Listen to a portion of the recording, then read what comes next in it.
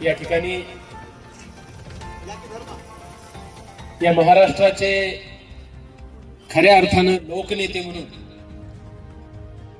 त्यांचा नामोल्लेख या इतिहासामध्ये केला जातो। ते खऱ्या अर्थानं गोर गरीब दीन दलित वंचित शोषित पीडितांचा आवाज ज्यांनी बुलंद केला। या महाराष्ट्राचे माजी उपमुख्यमंत्री देशाचे नेते आदरणीय दिवंगत गोपीनाथरावजी मुंडे साहेब यांच्या जयंतीच्या निमित्तानं आज प्रतिवर्षाप्रमाणे याही वर्षी आपण अभिवादनाचा कार्यक्रम या ठिकाणी ठेवण्यात आलेला आहे। आदरणीय बाळासाहेबजी गुट्टे साहेब, आदरणीय दहिफळे साहेब, त्याचबरोबर युवकांचे नेते आदरणीय रामानंदजी मुंडे साहेब, ग्रामीण भागातलं एक रांगड नेतृत्व आदरणीय शरद भाऊ, त्याचबरोबर सामाजिक चळवळीमध्ये सातत्याने सहभागी असणारे आणि उद्याच्या 21 तारखेला नगरसेवक म्हणून या शहरामध्ये काम करू पाहणारे आमचे मित्र प्रकाशजी ससाने, आमचे अजय भाऊ, तहरीके खुद्दाद या संघटनेचे सन्मान्य तबरेज भाई, त्याचबरोबर बांधकाम व्यावसायिक आमचे आदरणीय जागाडे साहेब, बंधुराज, आमचे मुंडे मामा आणि यादी पत्रकार आमचे मुंडे साहेब, अजय भालेरावजी आणि बांधवान मित्रांनो, आज या ठिकाणी या अभिवादनाच्या निमित्तानं मुंडे साहेबांविषयी आपण 2 शब्द बोलावं ही एक आंतरिक भावना या ठिकाणी आहे। आज सकाळी छोटेखानी कार्यक्रम अभिवादनाचा झाला आणि सगळ्यांना कामाच्या गडबडीमध्ये पुष्प अर्पण करून ते माणसं निघून गेली। मला या निमित्तानं आपल्या सगळ्यांसमोर या ठिकाणी व्यक्त होणं गरजेचं आहे।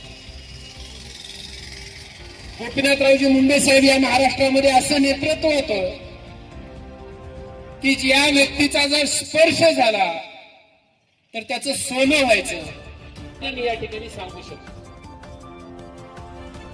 मी कित्येक वर्ष आदरणीय मुंडे साहेबांच्या संपर्कात एक कार्यकर्ता म्हणून होतो। बांधवांनो, या महाराष्ट्रामध्ये खऱ्या अर्थानं दीन काम करी वंचित ऊसतोड मजूर अशा वेगवेगळ्या घटकांचा आवाज जर बुलंद कोणी केलेला असेल तर या ठिकाणी आपल्याला गोपीनाथरावजी मुंडे साहेबांचं नाव या ठिकाणी आवर्जून घ्यावं लागेल। एक उपेक्षित वर्गातला माणूस, ग्रामीण भागातला माणूस, परंतु स्वकर्तृत्वावर या माणसानं संघटन निर्माण केलं, अनेक कार्यकर्ते निर्माण केले, अनेक खासदार आमदार मंत्री निर्माण करण्याचं ताकद गोपीनाथरावजी मुंडे साहेबांमध्ये होती। आज आपल्याला लक्षात येईल की एकेकाळी भारतीय जनता पार्टी एका विशिष्ट समुदायामध्ये होती, परंतु तशाही परिस्थितीमध्ये गोपीनाथरावजी मुंडे साहेबांची एंट्री पक्षामध्ये झाली काय आणि पक्षाचं ज्या पद्धतीनं त्यांनी संबंध महाराष्ट्रामध्ये घडी बसवली, ती घडी जर पाहिली तर ओबीसीचा चेहरा देण्याचं काम खऱ्या अर्थानं महाराष्ट्रामध्ये जर पहिल्यांदा कोणी केलं असेल तर ते गोपीनाथरावजी मुंडे साहेबांनी या ठिकाणी केले। आणि म्हणून त्यांनी ज्यांना हात धरला, ज्यांच्या डोक्यावर हात दिले, ती माणसं आमदार झाली, ती माणसं खासदार झाली, ती माणसं मंत्रिमंडळात गेली आणि एखादी सभा साहेबाची व्हावी यासाठी संबंध महाराष्ट्रभर मागणी यायची, साहेब तुम्ही सभेला या। कारण ते गणितच असं व्हायचं की एखादी सभा मुंडे साहेबाची झाली, तिथली सीट कंपल्सरी निवडून आली, अशा पद्धतीचा इतिहास होता। विशेषतः आपल्या बाजूचा रेणापूर मतदारसंघामधून साहेब आमदार व्हायचे आणि मग अहमदपूर आणि रेणापूर अगदी खेटून असलेले मतदारसंघ आणि त्यामध्ये सुद्धा मुंडे साहेबांचा शब्द प्रमाण, इथं तिकीट फक्त कुणाला याची वाट पाहिली जायची, ज्याचं तिकीट ते आमदार अशा पद्धतीचे एक वातावरण या ठिकाणी व्यक्त करायला या ठिकाणी मला आवडणार आहे. बांधवांनो, आमच्या सारख्या सर्वसामान्य कार्यकर्त्याला खूप मोठी मदत या ठिकाणी आदरणीय मुंडे साहेबांची झालेली आहे. असं म्हटलं तर या ठिकाणी धाडसाचं ठरून आहे. माझं वैयक्तिक सम्यक समता हे वृत्तपत्र ज्यावेळेस रजिस्ट्रेशनचा विषय, कारण तुम्ही तुमचे जिनिंगचं सांगितलं, साहेब लोकसभेमधले उपनेते होते आणि निवडणुका अगदी 4 महिन्यावर होत्या. एका वृत्त आमच्या पत्रकारितेच्या क्षेत्रामध्ये थोडं कमी भरती झाली, मला बसवण्यात आलं, कामावरून कमी करण्यात आलं आणि तशा परिस्थितीमध्ये मी मुंडे साहेबांची भेट घेतली. मुंडे साहेबांनी सांगितलं, सिद्धार्थ आता पत्रकार होण्यापेक्षा आता तू संपादक हो. मी ऑनलाईन प्रस्ताव टाकलेला त्यांना सांगितला. गिरडे साहेब त्यांचे टीए होते आणि त्यांनी सांगितलं काय झालं, अडचण काय. मुंबईला वसंत स्मृती जो सभागृहामध्ये कार्यक्रम व्हायचे आणि मग तिथं बसून मला पत्र मुंडे साहेबांनी लिहायला सांगितलं. मुंडे साहेबांचं पत्र आजही माझ्या फाईलमध्ये आहे आणि ते पत्र फक्त दिल्लीला नेऊन गेलं. माझ्यासोबत शेख महबूब ते होते. आम्ही मुंबईवरून विमानाने दिल्लीला गेलो आणि बांधवांनो 8 दिवसामध्ये सम्यक समता हे जे वृत्तपत्र आहे त्याच्या टायटलची मंजुरी मला केंद्र शासनाने मिळाली. म्हणजे एवढा मोठा नेता या आपल्या परिसरामध्ये होता हे आपलं निश्चितपणानं भाग्य आहे असं मानणाऱ्यापैकी मी कार्यक्रम.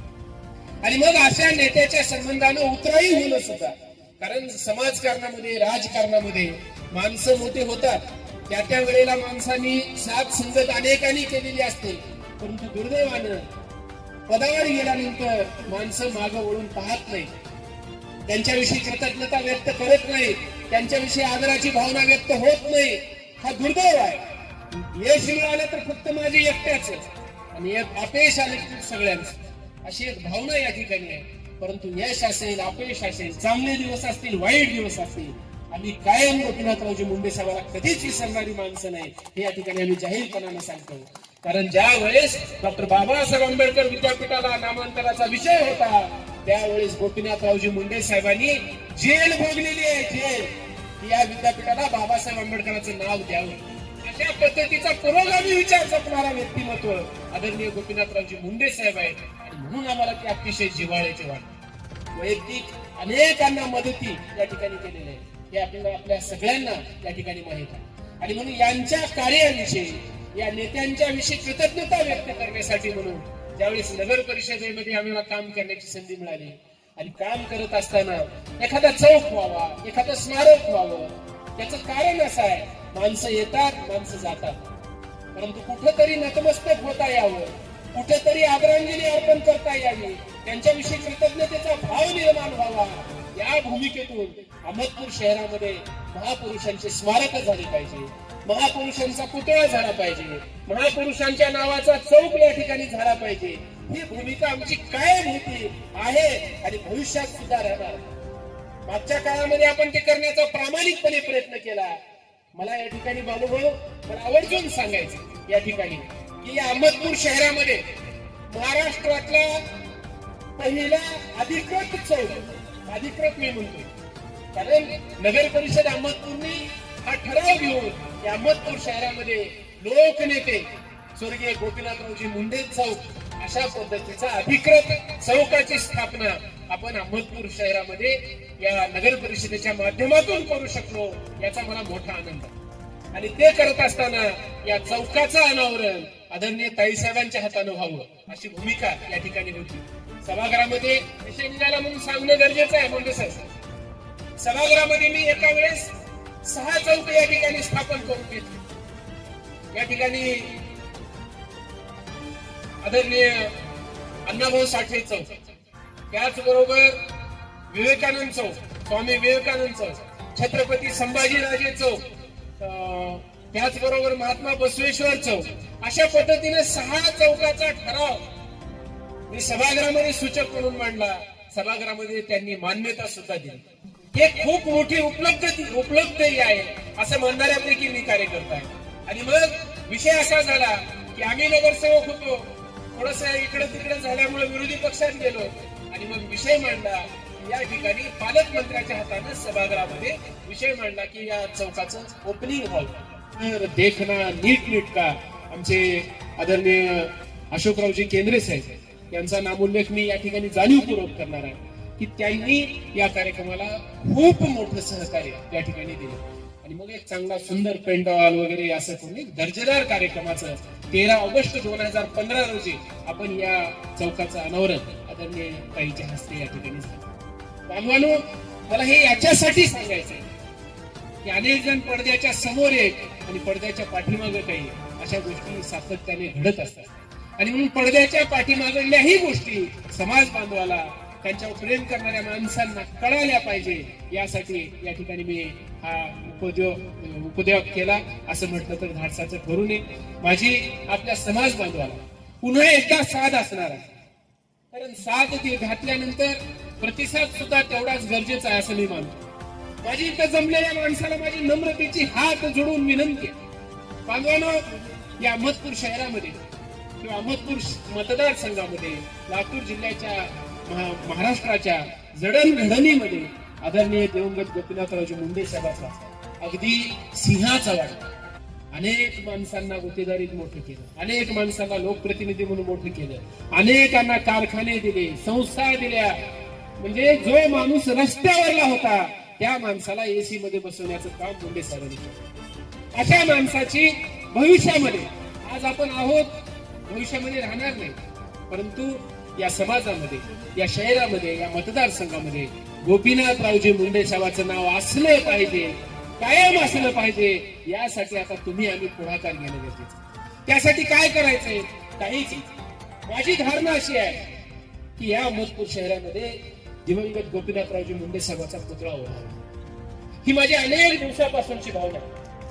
माझी समाज बांधवांना विनंती आहे, आज नगर परिषदेच्या भविष्यामध्ये आता आपल्या ताब्यामध्ये येईल, माणसं कोण असतील काय नाही सगळी गोष्ट बाजूला ठेवूया.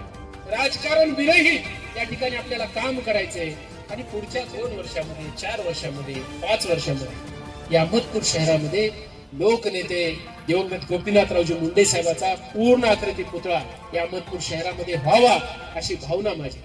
कराड साहेबांनी जर मन मोठं केलं तर या ठिकाणी बरंच काही होऊ शकणार.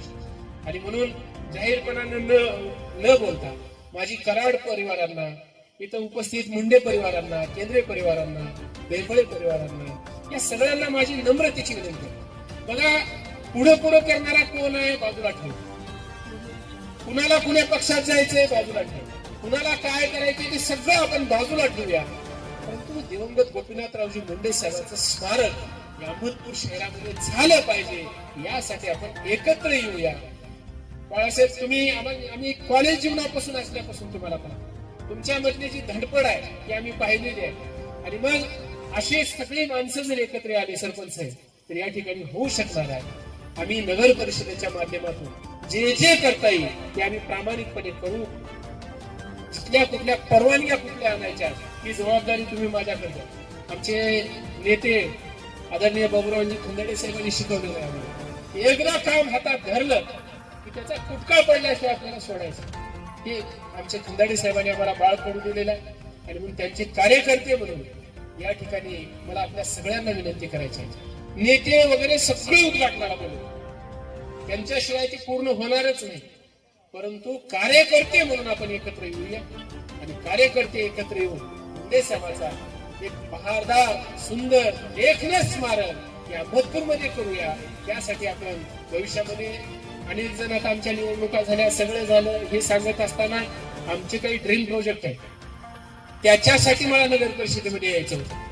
त्या ड्रीम प्रोजेक्ट पैकी हे एक प्रोजेक्ट आहे माझ्या डोक्यातला, त्याला समाज बांधवांनी साथ द्यावी अशा पद्धतीची नम्रतेची विनंती करतो.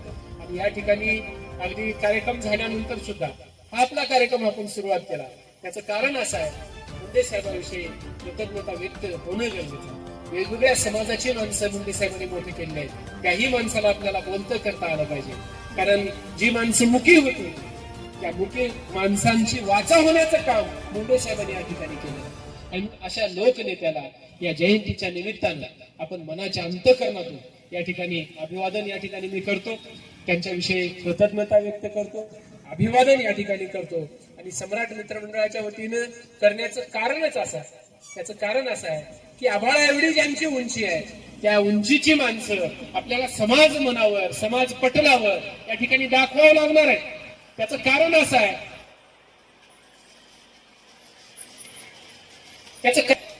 की इथली प्रस्थापित व्यवस्था जाणीवपूर्वक नेत्यांना असेल, इथले महापुरुष असतील, नेते असतील, या सगळ्यांना फक्त जातीच्या चौकटीत बसून यांचं नेतृत्व खुजं करण्याचा प्रयत्न केलेला आहे.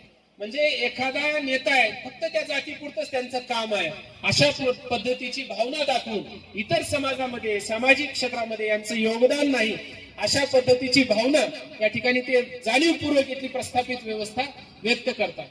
आज मुंडे साहेबांनी बाबासाहेब आंबेडकर विद्यापीठाच्या नामांतर लढ्यामध्ये सहभागी घेतलेला आहे.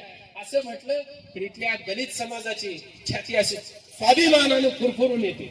हा इतिहास आपल्याला लोकांना सांगावा लागेल, तरच खऱ्या अर्थानं अशा लोकनेत्यांचं या ठिकाणी आपल्याला वर्णन या समाज बांधवापुढे करता येईल, त्यांच्या कार्याला या ठिकाणी उजाळा देता येईल असं मानणाऱ्यापैकी मी कार्यकर्ता आहे. या भविष्यामध्ये या सगळ्या कामाविषयी आपण एकत्र येऊन काम करूया, अशा पद्धतीची भावना या ठिकाणी मी व्यक्त करतो आणि मी माझं लांबलेलं मनोगत या ठिकाणी थांबवतो. जय हिंद, जय महाराष्ट्र. गोपीनाथरावजी मुंडे साहेब अमर रहे, अमर रहे, अमर रहे, अमर रहे, अमर रहे, अमर रहे. गोपीनाथरावजी मुंडे साहेबांचा, गोपीनाथरावजी मुंडे साहेबांचा, गोपीनाथरावजी मुंडे साहेबांचा.